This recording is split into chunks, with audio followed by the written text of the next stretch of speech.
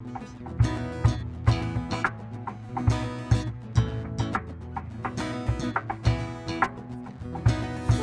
destrinchar. Oi, gente! Mais um podcast do Destrincha Irmão. Sejam bem-vindos e bem-vindas. Hoje nós temos aqui um tema maravilhoso e também a nossa entrevistada, vocês vão conhecer a história. É um prazer tê-la aqui conosco. Nossa, uma entrevistada ilustre, viu, gente? Sim. Hoje comigo, Agostinho Pereira e Nicole Caroline. Nicole Caroline, a nossa convidada. Bom, hoje nós temos aqui a Marcivânia Sateré Maué. Ela é coordenadora da COPIME, Coordenação dos Povos Indígenas de Manaus e Entornos. Então vamos primeiro dar um alô aqui antes de a gente dar o prosseguimento. Iherotrania, oito Marcivana Sateré Maué, Maué Manaus P, Além Ariotal Maués Caipei. Eu sou Marcivana Sateré Maué, bom dia a todos e a todas. Eu moro aqui em Manaus, mas eu venho de uma região do Baixo Amazonas, município de Maués. Eita, gente, de verdade, eu tô aqui emocionado. Verdade, viu, Marcelo? Olha, eu tô aqui emocionado, que bom. Erros técnicos. Que bom, acontece. Acontece. Essas coisas acontecem, a gente segue, a gente não para. O processo é seguir. E esse tema também vai fazer a gente seguir muito, mudar muito a nossa concepção. Esse é o objetivo. Tá ligado o carregador aí, né? Ligado? Será? Tá Sim. ligado? Tem. Ih, não tem nenhum. Não. Não? Então tá, mas pode continuar aí que eu ligo aqui. Tá bom. A gente não falou o tema, né? Vamos falar, o tema é povos indígenas e o direito à cidade. Uhum. Essa questão ela é importante. Isso, sobre a questão indígena, dos povos indígenas, nós vamos tratar, eu acredito que em vários episódios, mas nesse especificamente nós vamos tratar dele porque nós também temos desconhecimento disso. Sabemos algumas coisas que lemos, mas hoje nós vamos saber com profundidade porque nós estamos aqui com a Marcivana Sateré Maué. Nossa, e só você falando e se apresentando na língua Sateré Maué. Sateré Maué, sabe, de verdade eu fiquei assim emocionado. Mas antes de começarmos a tratar do tema, a gente vai falar dos nossos amigos apoiadores, Sim. que acreditam no nosso projeto, né? De levar informação, conhecimento às pessoas para que elas possam participar ativamente, sendo cristãos autênticos. Porque sem eles, né? Muito difícil nós teremos conseguido chegar aqui. Isso. Vamos lá. Aos nossos amigos apoiadores, o J. Marques, da FCC. empresa. Opa, já fui cortando, perdão! A empresa J. Marques, do nosso amigo Zé Marques. FCC Produtos Químicos, do nosso amigo Ney. Da construtora Brilhante, dos amigos Igor e Sálvio. Funerária Viana, nosso amigo Viana. E do nosso amigo Sérgio. E o do HR7, Rossetti Engenharia. Rossetti é o nosso amigo. E do Big Delícia, que é dos nossos salgadinhos com sabores irresistíveis. Chega a brilho os olhos da Nicole quando fala em sabor irresistível do Big Delícia. Gratidão a todos vocês. Muito obrigado. Então vamos agora adentrar no nosso tema. Sim. Vamos conversar com a Marcivana. Eu sempre quero colocar o Vânia, viu? Perdão. Antes de começar, só tirar uma curiosidade, né? Porque o Agostinho perguntou, né? O nome da sua língua. Cada língua, o nome é do povo indígena. Se eu sou... Assim, Nicole, por exemplo, Marcivana é meu nome de batismo, meu nome de branco, né? Mas o meu nome, na minha língua materna, é Nak, que significa ancião, aquele que tem sabedoria, né? Aquele que tem conhecimento da cultura do seu povo. Nossa, que lindo. Nossa, então nos deram presente hoje, né? Nos deram presente hoje para tratar desse tema. Só repete Nak. Olha, que maravilha. Anciã, sabedoria, meu Deus do céu. Então vamos começar pelo histórico, né? A realidade dos povos indígenas. Viverem na cidade, isso é histórico.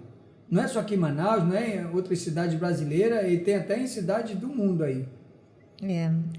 Agostinho, eu acho que a gente precisa superar alguns pensamentos colonizadores que ao longo do tempo foram repassados para nós. Eu acho que existe muita desinformação em relação aos povos indígenas, muita coisa que foram ensinada nas escolas, né, que não retratam bem essa realidade. E hoje nós, povos indígenas, nós temos a oportunidade de falarmos por nós e contarmos a nossa versão na história, né? Uma história que foi contada nas escolas e que vai gerando toda essa desinformação. Quando a gente fala da questão da territorialidade, do direito à terra, à cidade, a gente precisa compreender que, por exemplo, Manaus, ela não inicia no processo de criação da cidade aí há 352 anos. Manaus já existia muito antes aqui, já estavam os nossos povos, Baré, Tarumã, os próprios Manaós, que foram extintos por conta da resistência que tiveram a esse processo de urbanização da cidade de Manaus, né? Então, eles morreram, desapareceram lutando, o que conta aí a exemplo do próprio Juricaba, né? Que para nós é uma figura de resistência dos povos indígenas aqui em Manaus.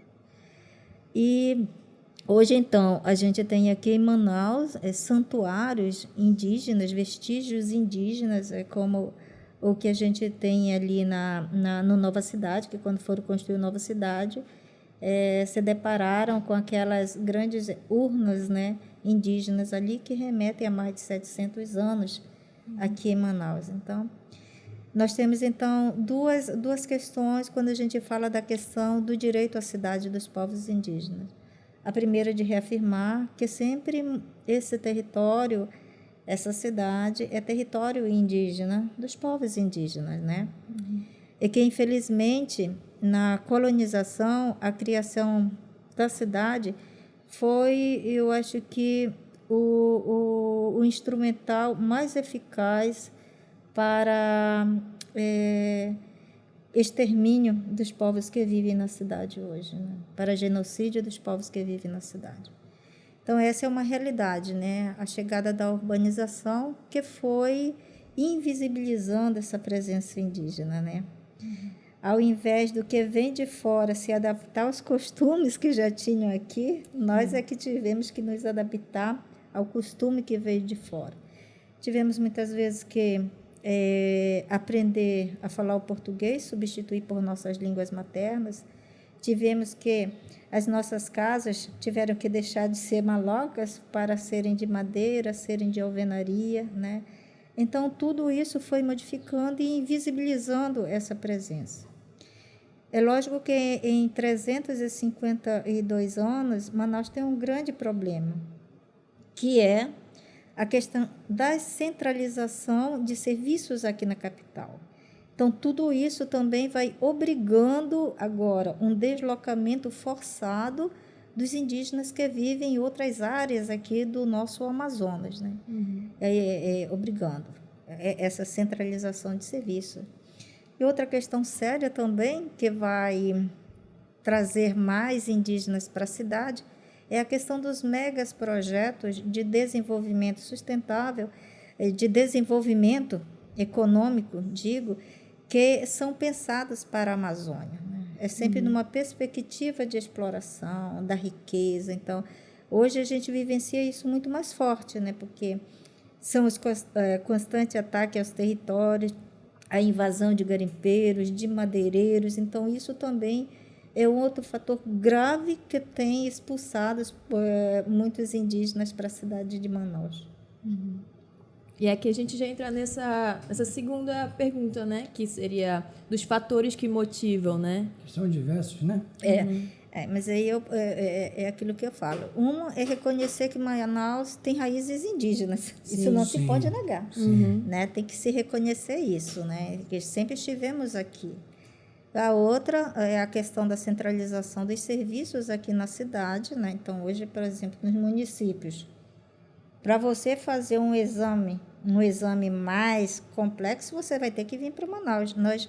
Nós sofremos na pandemia com isso, né? Porque Manaus, o atendimento na média e alta complexidade só em Manaus. Então, os casos graves de Covid tivemos que vir tudo para Manaus. O TI né? só tinha aqui, né? Exatamente, porque essa que a gente chama do atendimento à alta complexidade, só Manaus tem. Ela detém 100% desse atendimento aqui. Às vezes tem municípios aí que hoje, para você fazer uma ultrassom, um raio-x, essas coisas, você tem obrigado a vir para Manaus também, né? Então, teve toda essa centralização, esse problema. Mas eu não falo só na saúde, eu falo economicamente também, né? Eu falo também da educação, quantos nossos filhos estão saindo das nossas terras para vir para a cidade fazer faculdade aqui, são muitos, né? Então, são fatores que vão... E a questão mesmo desse ataque aos territórios, às nossas terras demarcadas, né? Ameaças de vida mesmo às lideranças indígenas hoje, né? Hoje os nossos territórios estão muito ameaçados por conta dessas invasões de madeireiros, de garimpeiros, né? A gente não vai longe, a gente fica aqui em Manaus mesmo. Aqui em Manaus a busca não é pelo ouro ou pelos metais preciosos. A luta aqui em Manaus tem sido você tirando toneladas e toneladas de areia dos nossos rios, né, de pedras, né, que tem aqui, devastando áreas enormes aqui para a construção, por exemplo, de grandes empreendimentos imobiliários. Então, tudo isso é um outro fator bem, digamos assim, com características diferentes, mas que, no fundo, todos eles atingem profundamente os povos indígenas. E aqui em Manaus, onde eles estão vivendo e, principalmente, como estão vivendo? Então, aqui em Manaus, nós estamos presentes em todas as zonas da cidade, em todas as zonas. Agora, tem uma que tem uma concentração maior de indígenas, né, como é ali a zona centro-oeste. A zona centro-oeste tem grandes ocupações, aí você tem o Parque das Tribos, você tem a comunidade de nações indígenas, você tem ali comunidade Sateremaué, você tem comunidades cocamas. Então, é uma área de grande presença indígena nessa área. Acho que eu poderia dizer assim que até por uma questão histórica, né? Porque como o nome daquela área leva Tarumã também, então você já pensa que historicamente os povos indígenas sempre estiveram ali com as nossas populações, com os nossos povos Tarumã, né, que viveram ali. Mas, assim, hoje a gente também tem na Zona Leste e na Zona Norte uma grande concentração de indígenas. Mas nós temos aqui no Santo Antônio, nós temos no centro de Manaus, tem muitos indígenas por toda essa área. E como é que eles estão vivendo nessa área? A situação? A situação dos povos indígenas, eu acho que em relação a outros povos, acho que é de uma vulnerabilidade muito maior, né? Porque se você for ver, por exemplo, se eu for fazer uma análise do perfil dos indígenas hoje, eu vou perceber que a gente tem um baixo índice de escolaridade entre nós, né? Nós ainda temos um grande índice de analfabetismo entre nós. Por incrível que pareça, na cidade a gente ainda tem muitos povos que não têm nem a documentação completa, né? Que não tem os documentos completos e isso inviabiliza acessar alguns benefícios, né? Então, em pleno século XXI, você ter pessoas que não têm a documentação é só para você ter uma ideia do quanto essa situação dos povos indígenas é gritante aqui na cidade de Manaus. A gente tem, então, você vai perceber, hoje, grande parte das populações dos indígenas hoje vivem em áreas de ocupação, né? E as nossas famílias estão crescendo aqui, então, o pai ele vai arrumando um lugarzinho no fundo do quintal e vai colocando ali os filhos, mas os filhos dele aí já tem que ir para o aluguel, tem que ir para casa, para as ocupações. Você tem também que, como a gente tem esse alto índice de analfabetismo também, que muitas vezes a gente não consegue completar nem o ensino fundamental, aí você imagina que em relação ao trabalho, ao emprego, a dificuldade que tem, né? Então, grande parte dos indígenas na cidade de Manaus, ele vive fazendo diárias, as mulheres fazendo diárias, os homens fazendo os bicos, que a gente chama, né? Trabalhando como pedreiro, como auxiliar de pedreiro, vendendo picolé, vendendo bombom. Então, é uma realidade bem complexa essa dos povos indígenas aqui na cidade. E, assim, não tem...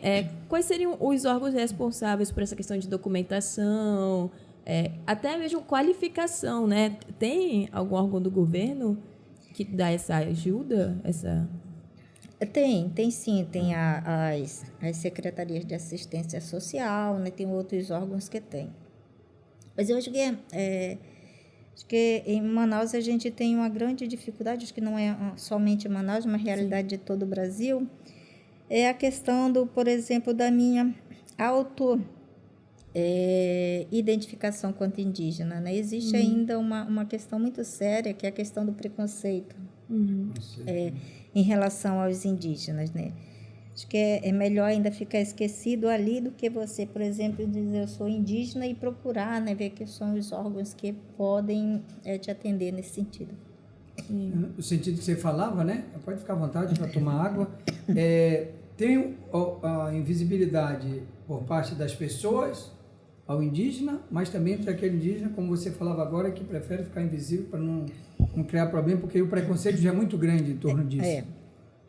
Mas eu acho que essa invisibilidade, ela não é por conta das pessoas, ela é uma invisibilizada pelo sistema de governo que nós temos, né? É um sistema que coloca todo mundo como se todo mundo fosse igual. E nós somos de diferentes culturas, né, aqui na cidade. Em Manaus, nós somos o quê?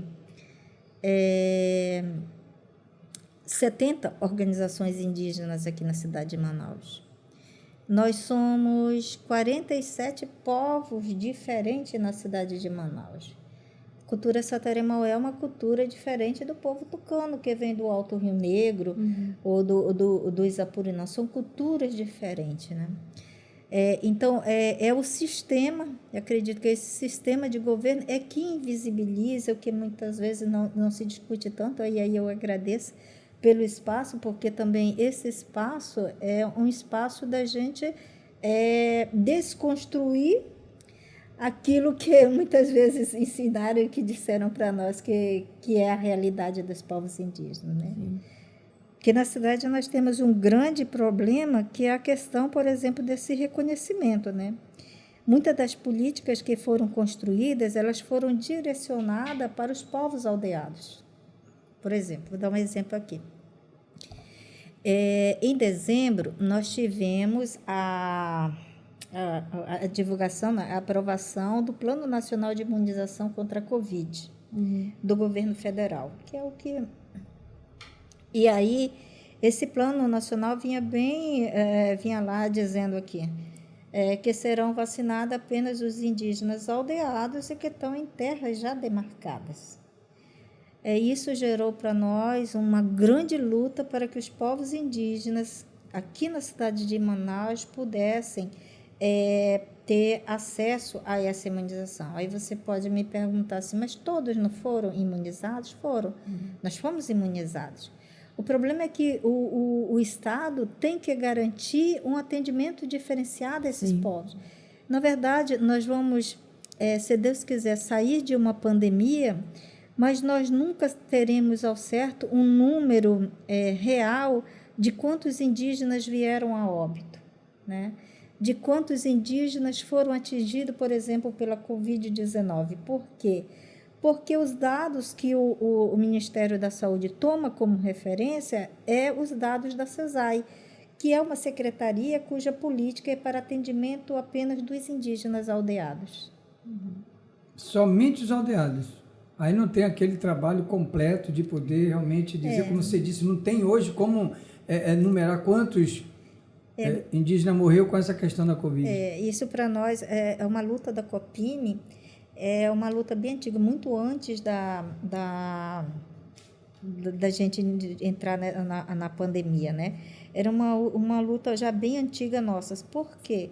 Porque, na verdade, aqui na cidade, nós queríamos ter o perfil epidemiológico dos indígenas. quais são as doenças que mais afetam os indígenas, né? Como é que está a questão da saúde mental? Quais são as doenças que afetam as crianças, os nossos mais velhos? Você não tem esses dados. Se você não tem esses dados, como é que você vai criar uma política de enfrentamentos a essas doenças? Não tem, né? Então, a nossa luta desde 2011 tem sido para isso, né? De ter, de fato, que quando eu vou no atendimento médico, em qualquer unidade de saúde, possa constar lá no meu cadastro que eu sou indígena, sou Sateré-Maué, né? E isso foi a luta que nós travamos durante todo esse tempo.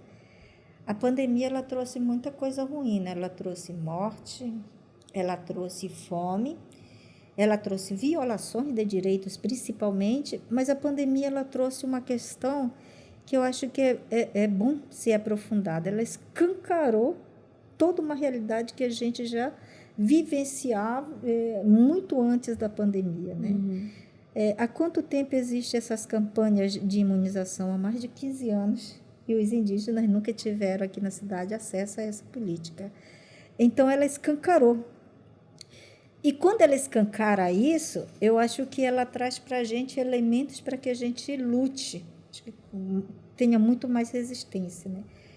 No início do ano, quando foi lançado esse Plano Nacional de Imunização, aqui na cidade de Manaus, o movimento indígena se organizou através do MPF, né? Então, o movimento indígena a nível do Amazonas, de Brasil, né? Unificaram forças para reverter essa situação. Entramos com um processo aqui, através do MPF, cobrando, né? Exigindo vacinação para os indígenas aqui na cidade.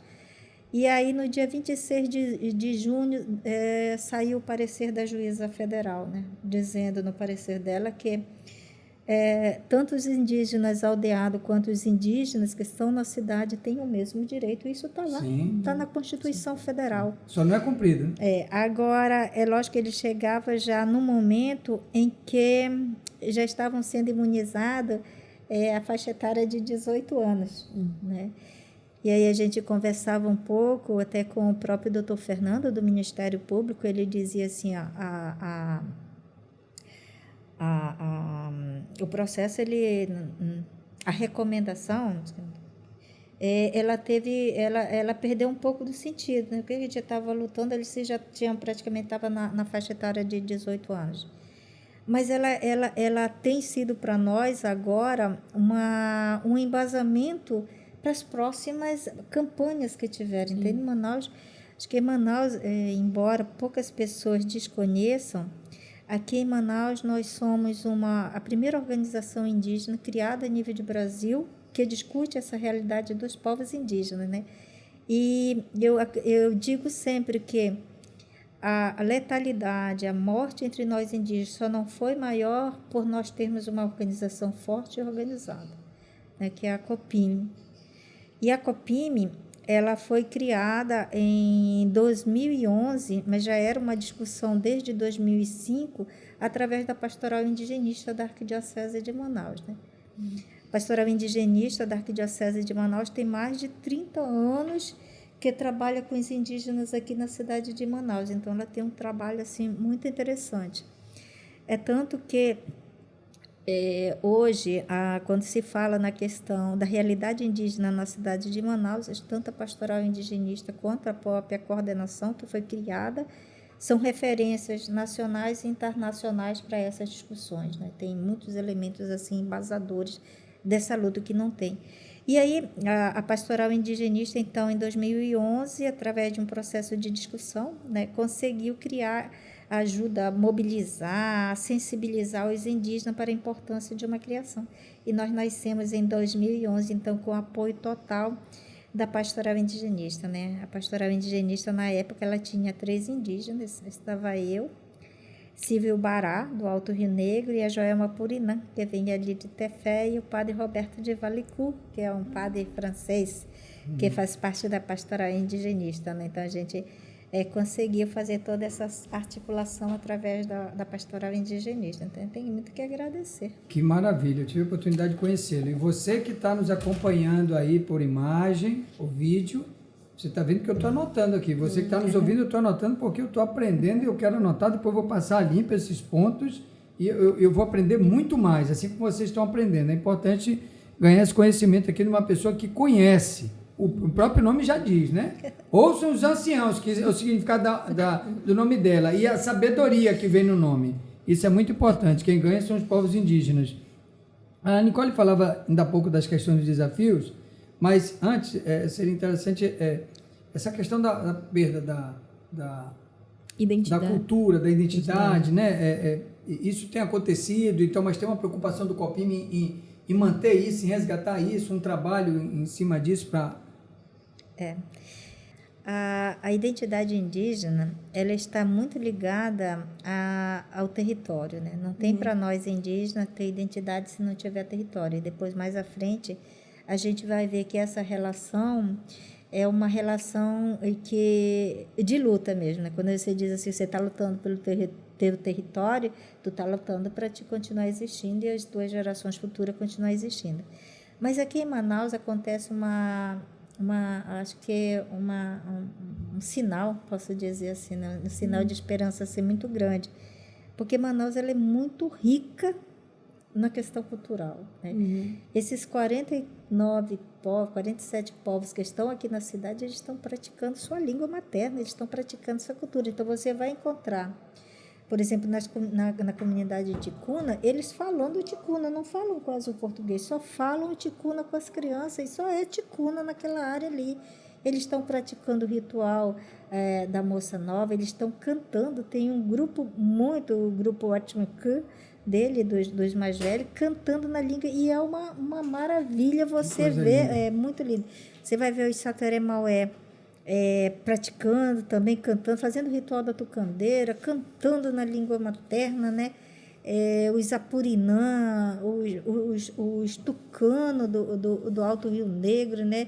A gente tem aqui no centro de Manaus, ali próximo ao Paço, você tem um centro de medicina indígena, onde Paulinho Tucano tá lá dentro comandando, né?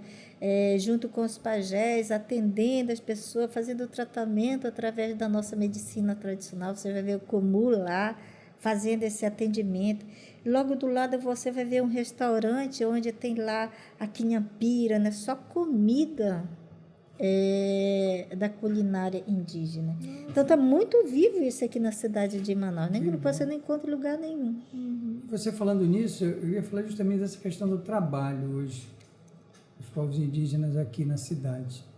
Ele está tendo oportunidade de trabalho, por exemplo, nas indústrias, no comércio, em outros setores, construção civil, e a questão também do artesanato, que é mais forte. Como é que está essa questão da oportunidade no trabalho? É aquilo que eu falei, né? Grande parte do indígena, pela essa questão econômica ligada a esses fatores sociais, então grande parte de nós assim vive na informalidade, né? Vive na questão dos bicos. Mas a gente também, por um outro lado, a gente tem aqueles, por exemplo, nós temos aqui em Manaus indígenas doutores, né? Aí tem o Paulinho, que ele é doutor, tem as mulheres indígenas que estão fazendo mestrado, outras fazendo doutorado, né? Temos advogadas indígenas aqui em Manaus, contadores indígenas. Você tem, então, tem uma outra que está também se especializando, né? Porque hoje a gente tem como estratégia de resistência do movimento indígena dizer que hoje a gente já não pode mais apenas firmar acordo na palavra do não indígena, que muitas vezes ele não tem. Mas que a gente precisa, então, firmar os nossos acordos através da caneta, né? Através das criações de políticas. Mas, assim, a economia indígena aqui na cidade de Manaus, então, ela é centralizada nessa questão da produção do artesanato, nas apresentações culturais, né? Nos eventos que tem aqui, nas datas comemorativas de Manaus e também do estado do Amazonas. E tudo isso sofreu um forte impacto diante da pandemia, né? Porque chegou a pandemia ano passado, fechou tudo. Sim. E comunidades inteiras que sua economia é baseada a partir disso passaram fome, né? E ficaram assim numa situação mesmo meu Deus, assim, situação precária. Agora, também a pandemia trouxe a fome, mas a pandemia trouxe uma outra coisa que foi a solidariedade, né? Eu acho que a Arquidiocese de Manaus, ela ficou muito próxima dos povos indígenas nesse tempo, né? Quando chegou a fome, ela também foi uma das que foi mais solidárias, né, aos povos indígenas aqui na cidade de Manaus. Através da COPIME, de outras organizações, a gente conseguiu mais de 7.000 cestas básicas para os povos indígenas. E a gente acabou fazendo uma tarefa que é de competência do Estado e do município. Então, quando a FUNAI chegava com uma cesta, a gente já tinha levado 3 cestas, né? E a fome é uma coisa que você não pode dizer, ela é emergencial, ela tem que ser agora, né? Principalmente no momento de pandemia. E a gente se deparou, a pandemia trouxe a fome, mas ela também trouxe grande solidariedade por parte das pessoas, de organizações. Principalmente da igreja. Principalmente da igreja aqui em Manaus. Você falou aí em FUNAI, tem também a FEI, que é a Federação, né? A Fundação Estadual do Índio, eu não sei se tem da municipal, posso falar aqui com tranquilidade que eu desconheço, mas essas três instituições, elas estão deixando a desejar naquilo que seria para... Pelo menos você falou também na questão do ouvir, a pessoa vem de cima para baixo falando daquela questão da pandemia e diz, olha, tem que ser assim, a vacinação para atingir uma parte, mas não conversa com os povos indígenas, já vem a medida pronta. Exatamente, o Brasil tem esse problema, né? O Brasil não tem diálogo com os povos, né? Eu falo isso assim, na questão de construir mesmo, acho que para você ser um bom gestor, você tem que ter um olhar amplo e conhecer profundamente a sua realidade, a especificidade, né? Eu não posso dizer que todos os povos têm uma cultura igual à minha saterê, né? Porque as diversas culturas, elas têm lá a sua forma de ser, né? Então, é preciso conhecer esse outro lado. Mas, assim, a gente vive um momento de desmonte das políticas indígenas no Brasil, né? A gente que afeta profundamente alguns órgãos que são importantes para nós, como é a FUNAI. Então, hoje você tem o sucateamento da FUNAI. A FUNAI não tem recurso para desenvolver as suas ações, aquilo que é de competência dela. Então, você vive esse momento dramático no Brasil, né? Outras organizações, a gente não sente assim que tem um trabalho mais voltado com os povos na cidade, porque na cabeça de grande parte dessas organizações indígenas é aquele que está apenas na aldeado, que está ali ainda, que ainda o indígena ainda é visto de forma muito folclórica, né? Aquele que é selvagem, aquele que está lá, não, então já falo português, então já não sou mais, né? Então é muito esse tipo de política que a gente tem aqui, nós enfrentamos isso, né? Então muitas organizações, ela tem ações voltadas mais para os indígenas aldeados. Agora, é lógico, eu acho que quando falo de Manaus, eu também falar do Amazonas, a grande concentração de indígenas que nós temos aqui, né? Nós temos os indígenas, o Amazonas é onde concentra o maior número de vestígios de indígenas em isolamento voluntário, né? Aqueles que nunca tiveram contato. E é preciso respeitar isso. Você vive onde tem grandes terras demarcadas aqui, você tem os povos aldeados, você tem povos de recente contato, de 30 anos de contato com a sociedade não indígena, e você tem aqueles que estão aqui na cidade. São realidades e especificidades diferentes. São 3 realidades diferentes. Então, você tem que conhecer isso, né? E nem todo mundo conhece essa realidade indígena. Por isso que hoje nós falamos, é importante que a gente tenha procuradores, que a gente tenha ministros, que a gente tenha vereadores, sim, que a gente tenha indígenas. Você falava 40 mil só em Manaus? 30. 30 mil. 30 mil você poderia ter X vereadores, estadual ou até um federal, indígena. Mas, infelizmente, eu acho que a gente ainda tem muitos conflitos internos entre nós mesmos, né? E aí você tem um governo também que como é que ele diz? Ele motiva para isso também hoje, sim, né? São contextos muito, muito diferentes. Poderíamos, mas eu acho que já começamos, né? Em 2018, o movimento indígena ele já tem pensado mais nessa participação de ocupação desses espaços, né? Que é importante a gente ter os nossos representantes, porque ele conhece as nossas realidades, né? Diferente de um outro que muitas vezes pode ser até sensível ao caso indígena, mas quem vivencia, quem está na base, quem conhece, somos nós, né?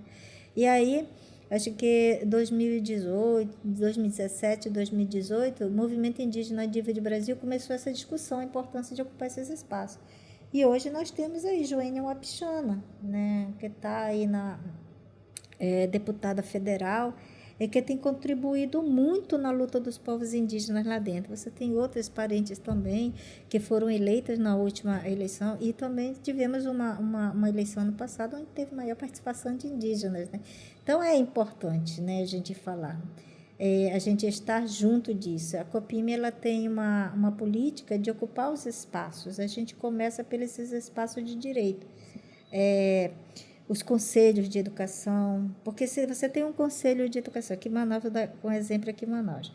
Em Manaus nós temos o Conselho Municipal de Educação, mas ele não consta no regimento interno dele uma representação indígena. Não tem. Você tem uma cidade que é indígena, que tem raízes indígenas, que tem cara indígena, no Conselho Municipal de Educação você não tem representação de indígena. Então, como é que a gente vai discutir? Mas isso vocês têm reivindicado? Temos. Inclusive no Conselho de Saúde também. No Conselho de Saúde, eu acho que a gente conseguiu avançar mais.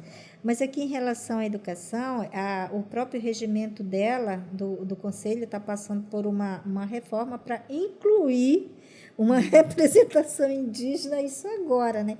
E aí, como é que a gente vai discutir política de educação se eu garanto que quem está lá dentro não sabe nem que aqui nós falamos 16 línguas maternas? Tem representações que não conhecem a realidade de vocês, tem que ter vocês ali Exatamente. dentro, sem dúvida, que aí ia melhorar muito.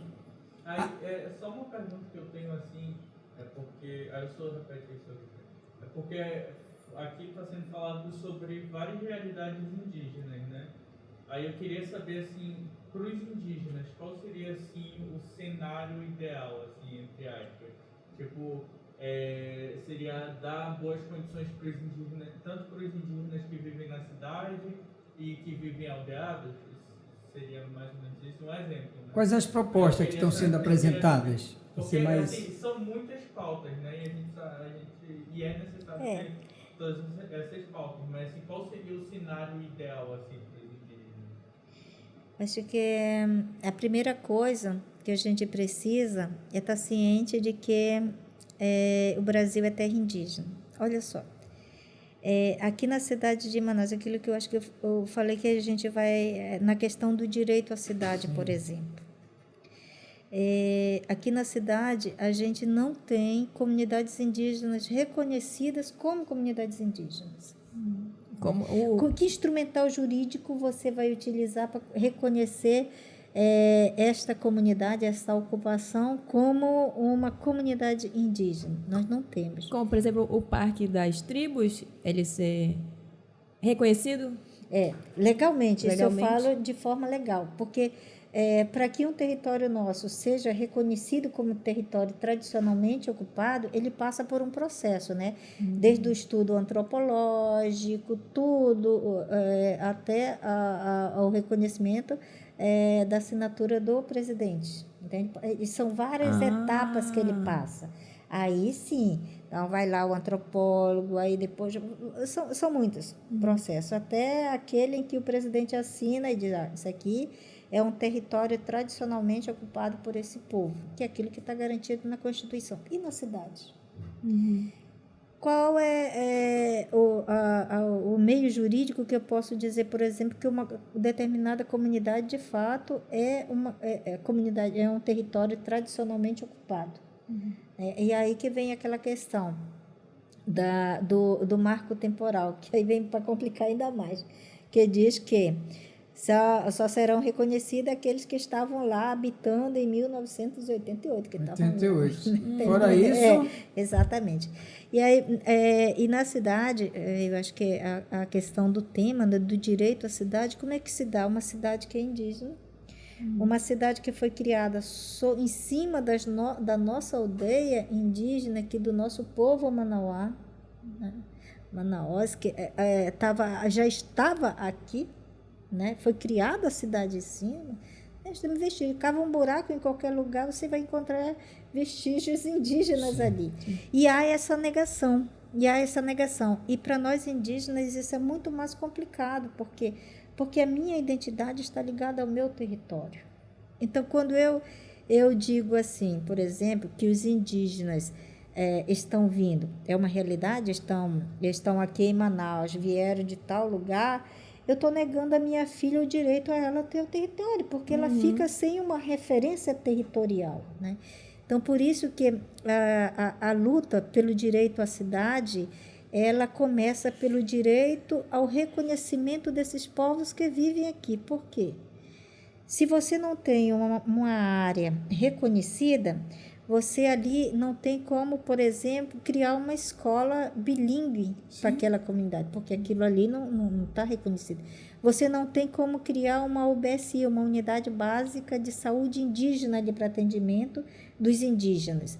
Então, é negado aos povos indígenas, se não há esse reconhecimento, esse direito aqui à cidade, é negado o direito às políticas públicas afirmativas, diferenciadas para os povos indígenas. Engraçado que você pega uma terra que não é ocupada e é dada para uma indústria, mas não é dado uma terra para construir, por exemplo, um conjunto habitacional, como foi o homem, para os povos indígenas, por exemplo. A pergunta que eu tenho também dentro disso, vocês apresentaram algo sobre isso, sobre um projeto de vários espaços, né? Que é para, vamos dizer assim, eu não sei se eu vou falar correto, de ser devolvido para vocês, mas de uma forma urbanizada. Agostinho, a luta pela terra é a mãe de todas as lutas. Nós lutamos pelos nossos territórios há mais de 520 anos. Desde que o Brasil foi ocupado, nós perdemos os nossos territórios e estamos em luta para recuperá-los, né? Então, é bem complicado isso, porque enquanto nas aldeias a luta tem sido contra essas invasões territoriais de madeireiros, de garimpeiros, dos megas projetos de mortes que estão sendo pensadas para os nossos territórios, na cidade aí a gente tem esse problema que você traz, né? Você tem poucas pessoas donas de grandes extensões de terra, né? E aí é bem mais complicado, ou por exemplo em áreas que nós estamos. E eu acho que a gente tem, aqui em Manaus é sempre uma referência pioneira para o Brasil, em relação quando se trata aos povos indígenas, né? Daqui sai projetos pilotos que servem de exemplo para o resto do Brasil. Interessante isso, né?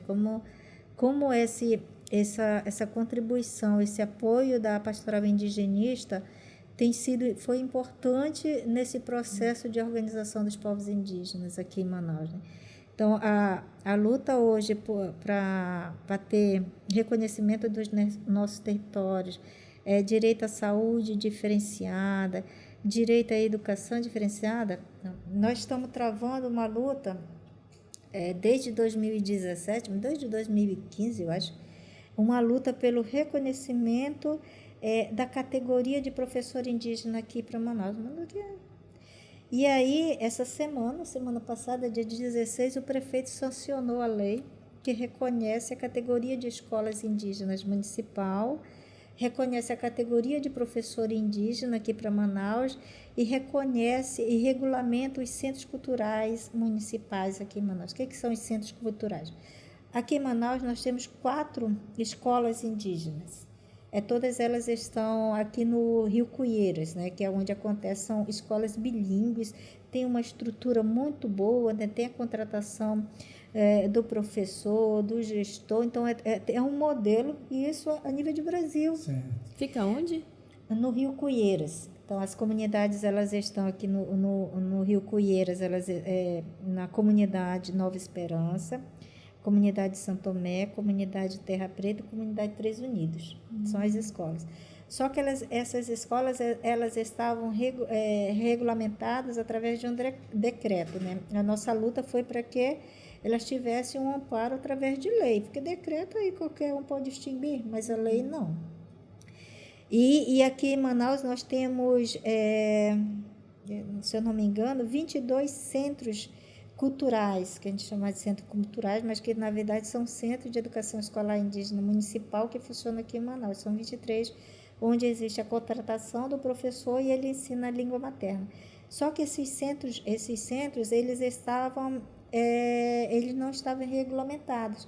Então, a criança indígena não tem acesso à merenda escolar, por exemplo, não tem acesso à cadeira, não tem acesso ao material pedagógico, não tem acesso a uma melhor estrutura, né?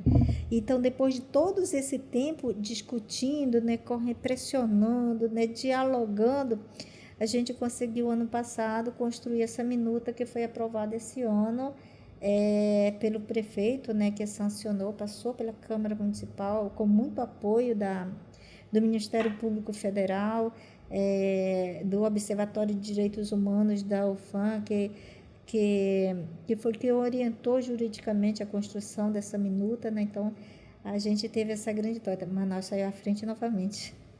E isso foi uma grande vitória, então, para os povos indígenas. Com certeza, uma grande conquista. E essa conquista, ela, vamos dizer assim, é satisfatória ou ela pode ser ampliada em virtude da demanda que tem do crescimento dos povos indígenas na cidade? Não, essa daqui ela é uma conquista e ela é só o início de outras conquistas, com certeza, né?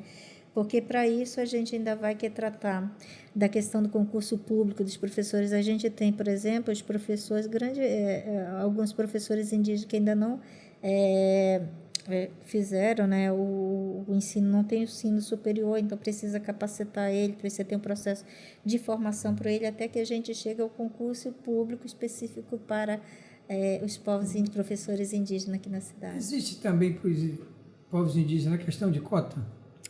Existe, tem aqui na universidade, foi uma briga também em relação às cotas, porque você tinha cota, né, um parente vem de lá, de São Gabriel da Cachoeira, por exemplo, vem de São Gabriel da Cachoeira, de São Paulo de Olivença, vem estudar aqui em Manaus, que a gente não tinha nenhuma política de permanência. Ele pode vir pode vir acessar, mas como é que vai garantir a permanência dele lá dentro, né? Se muitas vezes você tem uma bolsa de estudo, por exemplo, né? Então, tudo isso nós discutimos muito, eu acho que passamos 17, 18, assim, eu acho que essa pandemia a gente não parou de estar trabalhando em relação a isso, não, de criar uma política de permanência para os indígenas, porque porque o parente lá, a mãe dele está vendendo uma lata de farinha para ele tirar cópia aqui dos trabalhos aqui em Manaus. Né? Mas acho que a gente tem avançado muito, né? O movimento indígena aqui em Manaus, ele está muito bem organizado, muito articulado, né? Nós conseguimos criar uma organização que é confiável, uma organização que discute, que tem grande credibilidade aqui em Manaus, com os órgãos federais, com a própria prefeitura, né, com essas instâncias, tanto municipal, estadual como federal, a gente conseguiu criar uma organização que tem essa credibilidade, né, e que nos ajuda muito, né. A nível estadual, vou insistir de novo nisso, viu que a prefeitura deu um passo importante, né? Mas a nível estadual e federal poderiam também dar mais ou importantes passos para também ajudar nessas propostas, né, que os povos indígenas estão buscando? Acho que aqui em Manaus a gente tem conseguido muitos avanços. Agora, o Estado, a gente tem algumas dificuldades em relação ao Estado, né? Porque o Estado ele tem também uma política muito voltada para os indígenas aldeados, por exemplo. Dentro da SEDUC você tem uma gerência de educação escolar indígena, né? E essa gerência ela apoia as comunidades indígenas do interior, né? E a gente tem um problema em Manaus, porque todo esse processo de capacitação dos professores indígenas, ele deverá ser feito ou pela UFAM ou pela UEA, né? E aí a gente tem que estar dentro dessa política estadual para a gente discutir isso. Mas como é que a gente pode discutir isso se essa política que eles estão fazendo é uma política voltada somente para os aldeados, né? Por isso que eu falo da importância, quando se fala sobre nós, povos indígenas, ter uma visão ampla, dessa realidade indígena aqui, dessas especificidades que Mas é tem. incrível que você fala porque a prefeitura está vendo algumas coisas, aí o governo não está enxergando isso. É. Ou então a gente vai dizer que estão vendo o povo indígena invisível. Não, eu acho que é o não existe diálogo entre essas instâncias. Eu acho que não existe um diálogo entre elas. É tanto assim, ó, que você tem, por exemplo, quem faz o atendimento da atenção primária aos indígenas são os DCs que estão ligados a CESAI. Só que esse parente, o atendimento dele é um atendimento à atenção primária, né? Que é tão importante quanto outros atendimentos. Eu acho que é o primeiro e mais importante atendimento. Só que se esse parente desencadear uma doença mais complexa e ele tiver que acessar a que a gente chama de alta complexidade, né? São os hospitais de referência, por exemplo, tiver um câncer, tiver que fazer o tratamento no SECOM, aí não consegue dialogar essas duas instâncias, né? Por exemplo, é capaz de muitas vezes ele entrar aqui nesse outro sistema como não indígena, né? Como pardo, por exemplo. E já começa por aí a falta de diálogo entre os sistemas. E o município não, no município a gente tem não apenas nesse aspecto, eu acho que hoje a gente está lutando, no dia 19 de abril, o prefeito de Manaus reconheceu a Praça Dom Pedro II como santuário da memória indígena, né? Está lá, reconheceu, ali descansam os nossos ancestrais, os nossos antepassados que estiveram aqui, dali emana, ali para nós é um solo sagrado, né? Uma terra sagrada nossa, ali repouso, né? E todo respeito àquela área que antes não se tinha nem esse cuidado com essa memória dos povos indígenas aqui em Manaus. E ali a gente pretende futuramente, com o apoio da própria prefeitura, da Concultura, da Manauscut, de fazer ali um grande espaço cultural dos povos indígenas de Manaus, né? Que ali você possa ter a comida tradicional, você possa encontrar o artesanato, você possa ver nossos povos cantando na língua materna, praticando os rituais, né? Acho que falta isso para Manaus, para que possa... Você chega em Manaus, se você vai... Acho que começa... E a gente tem que, eu acho que ter muito orgulho desse sangue indígena. Todos nós temos raízes indígenas. Mas aquele da questão do sínodo, que é caminhar juntos. Aí eu quero chamar uma atenção aqui agora para todos que estão nos ouvindo, porque isso vai chegar muito longe. O governo estadual e o governo federal precisa somar, caminhar junto com a prefeitura, como ela está falando aqui, que já foi dado passos importantes. Precisa caminhar junto para poder conseguir muito mais, porque não é só isso. Precisa de muita coisa, precisa de oportunidade do trabalho, da economia, né, do povo indígena que precisa. Essas oportunidades, falta de documentos, essas coisas, às vezes, que aos nossos olhos é tão simples. Dizer, meu Deus, por que não ajuda isso, né? A garantir isso, sair daquela esfera, eu vou usar essa expressão, porque a gente enxerga, não vamos tratar o indígena, aquele que você, daqueles atores que é para chamar turista para Manaus. Não é só isso. É muito mais do que isso. O respeito, acima de tudo, precisa existir. O conhecimento, então, olha, gente, o que eu já anotei aqui, né? O que está me questionando, o que vai me fazer refletir, é isso que tem que acontecer também com vocês. Porque imagina, aldeia, cidades pequenas, que são os municípios, aí o povo indígena vem, depois vem para a cidade grande, em busca de algo. Tem vários fatores, né? Tem a questão daquele que foram expulsos mesmo das suas terras, tudo aquilo que você falou, uma capital, que já era dos nossos povos indígenas. Eu até brinco, quando eu viajo para aí, a pessoa fala para mim assim, tu não tem cara de índio. Eu digo para eles, pois eu sou de Manaus, terra do índio, eu nasci lá, me criei lá. Meu pai pode ter vindo de outro lugar, né? Minha avó peruana, indígena e tal. Então, nós somos. Então, a gente precisa estar junto, caminhar junto. Por isso que esse debate é importante, essa conversa, esse diálogo é importante. O que você trouxe de informação, eu tenho certeza que vai atingir muitos corações. Agora, só não é atingir, é refletir e vir para isso, para dar essa importância. Né? Eu acho que é mudar concepções, né? A gente precisa mudar a forma como nós vemos os indígenas, né? De dizer, acho que até a forma do diálogo também, né? Porque eu acho que as decisões que foram tomadas, entre aspas, erradas, né? foi por conta muito do diálogo como foi feito, né? Da falta do diálogo, né? Da falta do diálogo, de quererem tomar uma decisão que envolve os indígenas, levando em consideração só o âmbito civil, assim, e não o âmbito cultural, que, por exemplo, na situação das terras, é o mais importante, né? Que culturalmente o índio ele tem uma forte ligação com a terra da onde ele veio, né? E você imagina aquilo que a gente... levado em consideração essa parte, e só o âmbito civil, né? Mas aquilo que a gente falava, ela deve sofrer isso. Por exemplo, você pode falar, como é que alguém vai tomar uma decisão em cima de um povo que não conhece a realidade profunda?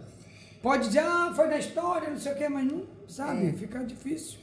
Eu acho que temos que superar isso, né? Esses desafios, né? Temos que mudar essa forma. E esse espaço aqui nos proporciona isso, né? De a gente levar a nossa versão por nós mesmos aqui na cidade. Mas, de fato, a nossa identidade está ligada ao nosso território.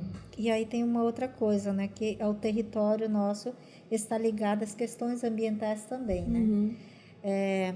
Por exemplo, assim, o meu povo Sateré-Maué, a origem dele vem da terra, né? De uma planta chamada guaraná. Dessa planta nasce o primeiro tuiçá, isso em tempos aí em tempos imemoriais. Então não tem como eu ter uma relação com a terra diferente, olhar ela apenas numa perspectiva econômica, de privatização, né?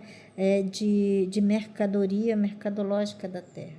Eu olho a terra como parte do meu corpo, assim, que faz parte da minha vida e da minha identidade, né? Então, não tem como eu olhar a terra com a finalidade de exploração dela, que é como se estivesse explorando o meu próprio corpo, né? E essa relação dos povos indígenas, então, com a questão territorial, com a questão ambiental, não tem como a gente discutir. Então, por isso que a gente vive um momento assim, muito difícil para os povos indígenas, que é o ataque aos territórios nossos e, ao mesmo tempo, o ataque à flexibilização das leis ambientais. Então, se hoje está abrindo a possibilidade de exploração dessas grandes riquezas que tem aí que se acaba, né? Eu sempre digo assim, que os nossos povos fizeram a gestão desse territorial por milênios e nós nunca tivemos problemas ambientais, nunca tivemos esses problemas das mudanças climáticas que nós estamos vivenciando hoje, que tem influenciado a nossa vida, né? A gente percebe, por exemplo, que todas essas mudanças, que tem um fator, que é aquele fator econômico, exploratório, né? Você tem cheias históricas, né? Como a gente tem vivenciado nessa última década. Você tem rios com temperaturas mais elevadas que estão matando os peixes. Você tem uma água imprópria hoje, muitas vezes para consumo, né, que é uma realidade, infelizmente. Aqui em Manaus, parece ironia, né? Manaus está entre os 2 maiores rios do mundo. E para você beber água, você tem que comprar. Quem pode, compra uma água, né, boa para tomar. E quem não pode? E tudo isso, então, essa questão, eu acho que não deve ser só uma luta dos povos indígenas, né? Tem que ser a luta de todos, de todos. Mas eu acho legal o que você fala, né? Eu acho que a gente tem que ter orgulho das nossas raízes, né? Porque os povos indígenas, nós não somos como é que eu vou dizer, um atraso a esse desenvolvimento, pelo contrário, né? Nós não somos um empecilho ao desenvolvimento do Brasil, nunca, jamais. Nós só queremos que esse desenvolvimento ele seja feito de forma sustentável. Com a mãe Tem gente terra, que não gosta dessa palavra, né? Com a mãe terra, né? Então, eu posso derrubar milhões de árvores aqui na nossa terra para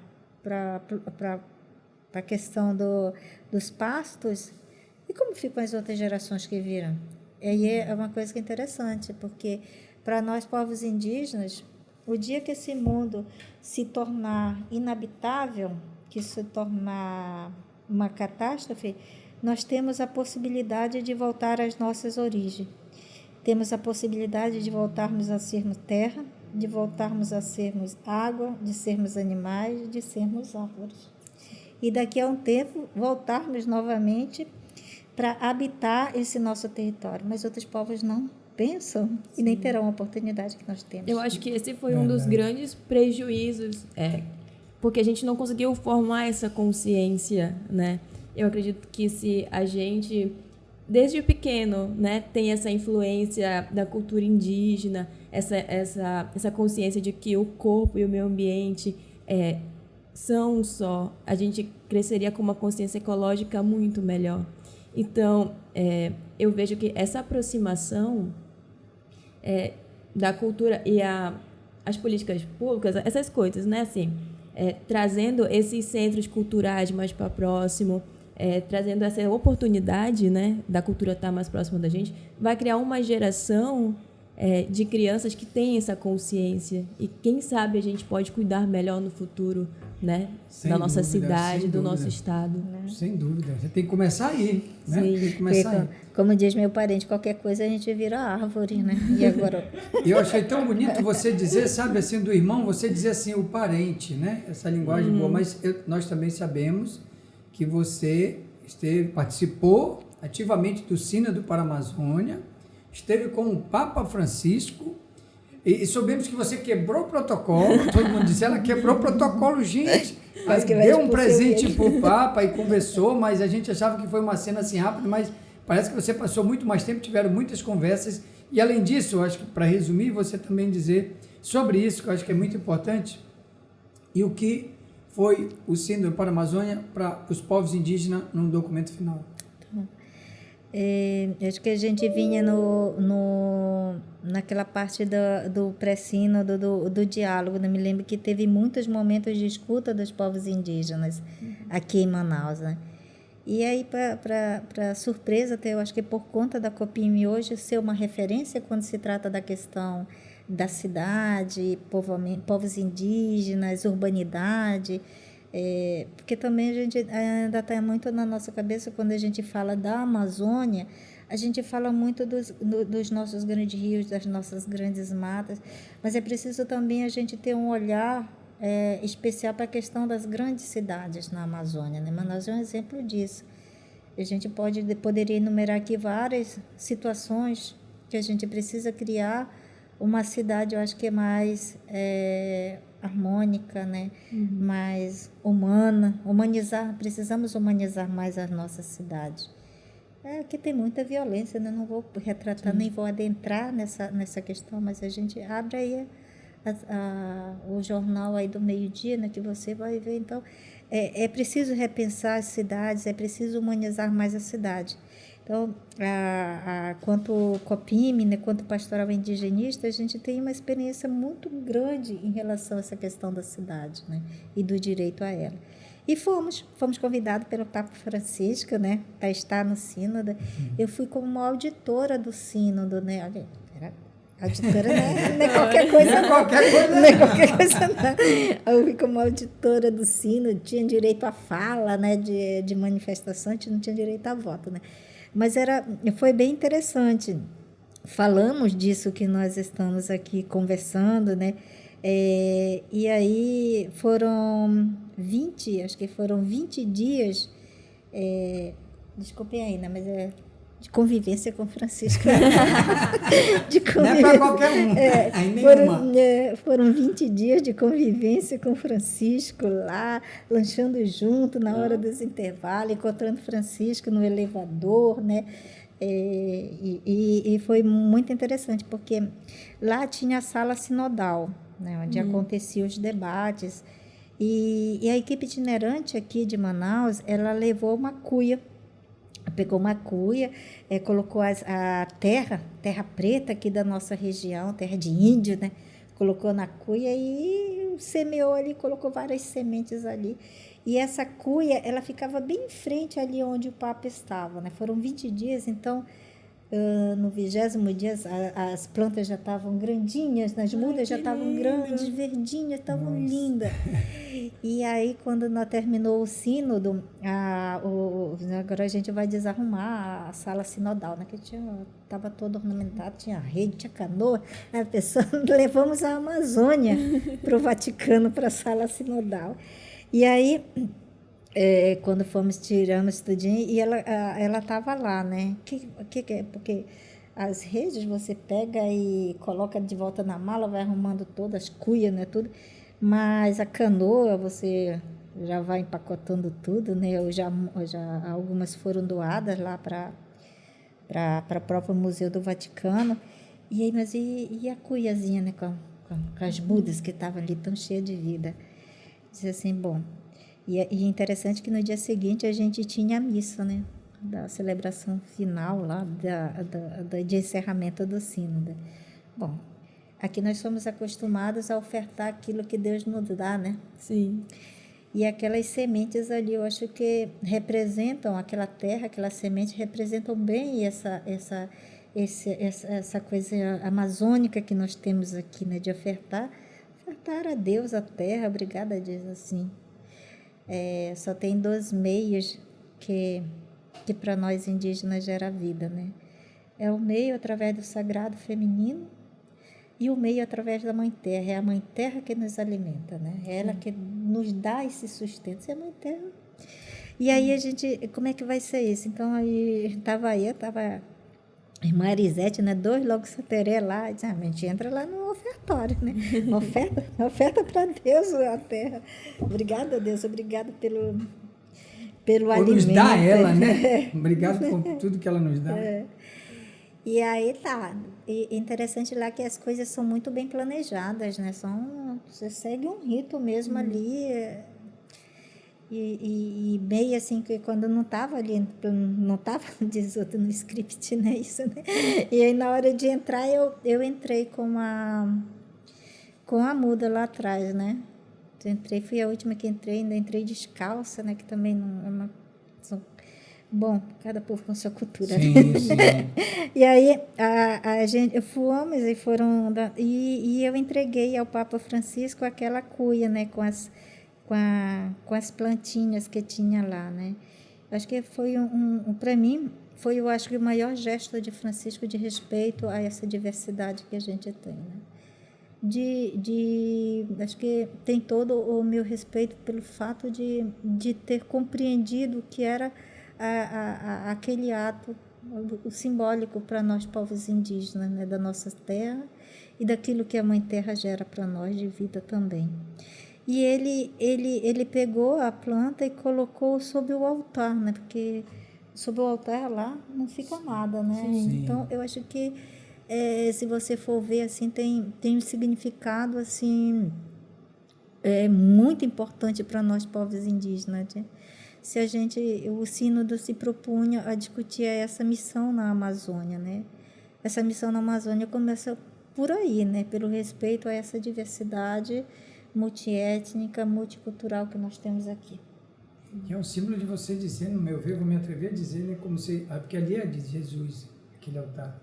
É como se dissesse, a terra é tua, toma ela e obrigado. Exatamente. Nós vamos continuar lutando, vamos continuar acreditando, um sentido muito forte, né? Porque a planta, aquela planta que estava ali, aquilo é vida, né? Elas estão ali respirando. Acho que muitas vezes a gente esquece de contemplar a natureza nessa perspectiva de que são seres viventes igual nós. Verdade. Gente, eu amei, Nicole. E só uma curiosidade, Amei a missa era em quê? Tipo, qual língua? Qual idioma? Era na italiano. Italiano? Ah, tá, só pra... Acho que sim, era italiano. Que maravilha, mas eu amei ter aqui a Marcivana Sateré Maué, Nick Nak Sateré Maué, que quer dizer Marcivana. Muito, muito bom mesmo, gratidão nossa. Esse tema aqui, eu creio que nós vamos fazer outros episódios, temas bem também específicos, porque né, infelizmente o tempo ele é muito curto, né, chegando ao finalzinho, mas de repente as pessoas querem saber mais, onde encontrar o Copime, né, desde já nossa gratidão por você ter aceito com todo o zelo, assim, o cuidado. Eu dizia para eles, nossa, ela foi muito solícita assim conosco, e as pessoas querem informações, né, de repente o Copime, como procurar, tem um e-mail, Instagram, as redes sociais. Nós temos Facebook, Instagram, tudo Copime, né? A gente alimenta lá com todas essas notícias do movimento indígena aqui em Manaus, as conquistas, tudo, né? O nosso endereço funciona ali onde está a Cúria, né, aqui a Cúria Católica, aqui na Joaquim Nabuco. Ali funciona a Caritas Arquidiocesana. Então, nós criamos a Copime com o endereço da Pastoral Indigenista, né? Acho que é muito aquilo que a gente fala, assim, a Pastoral Indigenista nos deu grande apoio para a organização do movimento indígena aqui em Manaus. A gente tem um profundo carinho com o padre Roberto de Valicourt, que foi o que tem acompanhado a nossa luta, né? Acho que ele internaliza também um pouco do que é essa realidade indígena que a gente às vezes percebe no sofrimento que também fica no rosto dele, né? Mas assim, então a gente funciona lá na Avenida Joaquim Nabuco, 1023, temos Facebook, temos o Instagram, né? Tem tudinho lá e visitem, né, para conhecer um pouco dessa realidade indígena. Sim, nós vamos querer, inclusive, saber mais, porque eu aprendi muito hoje, verdade. Estou muito feliz. Só que eu queria pedir uma coisa para você. No encerramento do nosso podcast Destrincha aí, Irmão. Destrincha aí, Irmão é o nome. De você se despedir para os que estão nos vendo e para os que estão nos ouvindo na sua língua Sateremaué. E não sei se dá, eu acredito que sim, o nome Destrincha aí, Irmão, e de repente uma oraçãozinha final simples, a gente ficaria muito feliz. Porque, na verdade, tem muitas palavras em português que a gente não tem na nossa língua materna, né? Porque é a linguagem. É uma linguagem, teria que sentar. Fala só do irmão, então. Deixa o distinto, que nós já destrinchamos boa parte dos problemas, né? E conhecer essa história do povo indígena. Mas eu acho que tem até muitas locais aqui que tem, acho que na Ponta Negra tem uma casa de açaí que tem lá o nome Uacocesse. Acho que vocês já viram por aqui, já vi em diversos locais que tem. O Uacocesse na nossa língua significa como você está tudo bem, gratidão. Então, quando eu digo Uacotopana, eu estou dizendo gratidão, Deus, por esse dia, né, por esse momento, por essa partilha aqui, que para nós também é um momento de resistência nossa, né? Quando a gente fala dessa realidade, que a gente conta dessa realidade, a gente vai também transpondo algumas barreiras de preconceito, às vezes de ignorância mesmo, de falta de conhecimento em relação a nossos povos indígenas. Então, Uacocesse Topana. Glória, obrigado. Próximos episódios, nós ainda vamos ter mais episódio com a Marcivana, com a NAC, Sateremaué. E vocês podem também, como é que a gente fala, que eu esqueço? Seguir no YouTube, se inscrever. Também, mas se você tem algum tema que queira, ainda ficou com alguma dúvida, queria que a Marcivana volte e fale mais sobre algum assunto. Tem o maior prazer em fazer 2, 3, 4 episódios. Sim, pode mandar pra gente que a gente... No YouTube, se inscreva, curta, comente. E também pode nos acompanhar pelo Spotify, tá bom? E pelo nosso Instagram. Tamo junto, até o próximo. Obrigada, gente.